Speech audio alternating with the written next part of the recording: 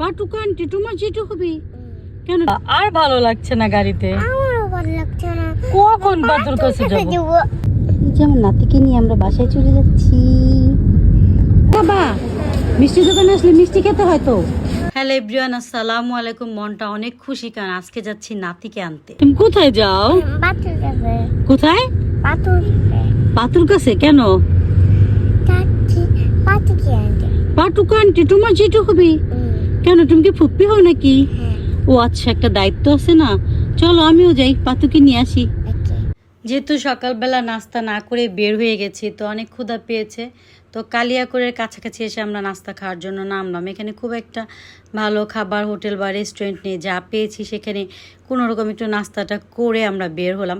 But আমরা আজকে একটু ঝামেলায় পড়েছি, কোনো পেট্রোল পাম্পেই না গ্যাস ছিল না। গ্যাসের জন্য অনেকক্ষণ বসেছিলাম, তো গ্যাস না পেয়ে আমরা আবার একটু সামনের দিকে চললাম, দেখছিলাম যে অন্য পেট্রোল পাম্পে গ্যাস পাওয়া যায় কিনা। নুসুবুরিকে বলছিলাম যে তুমি কিছু খাও, সে কিচ্ছু খায়নি, সে চকলেট খাচ্ছে বসে বসে।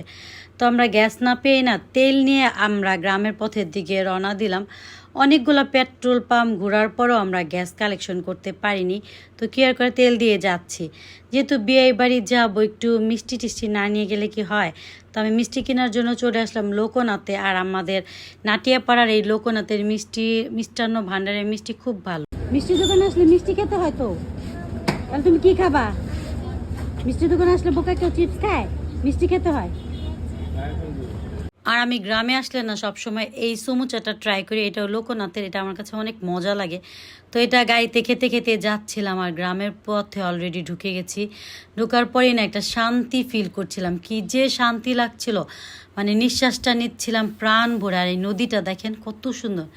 একটা সময় ছিল নদীর এরকম টলটলা পানি দেখলেই না আমার ঝাঁপ দিতে ইচ্ছা করতো, বাট এখন আর নদীতে আমার নামতে ইচ্ছে করে না। তো গ্রামের পথ দিয়ে খুব শান্তি নিয়ে যাচ্ছিলাম। আলহামদুলিল্লাহ আমরা চলে আসলাম আমাদের নাতির কাছে। আসার পরে বিআইন সাহেব আমাকে ঠান্ডা ঠান্ডা শরবত দিয়ে কলিজাটা ঠান্ডা করলো। আমি আবার গাছ থেকে কাঁচামরিচ পেরে নিয়ে আসলাম। আর আস্তে আস্তে অলরেডি অনেক লেট হয়ে গেছে। এদিকে আমাদের জন্য অনেকক্ষণ আগে সব খাবার দাবার রান্না করে রেখেছে আমার বিআইন।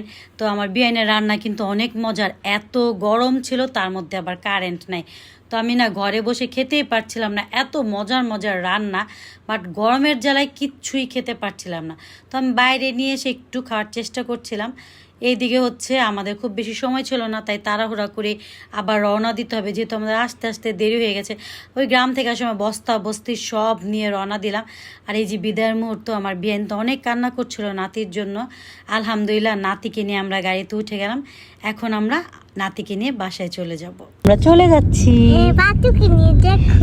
পাতুকে নিয়ে। Bye bye Tangail. টাঙ্গাইলকে বাই বাই দিয়ে দাও, যে বাই, এই যে নদীটা। Bye bye Tangail.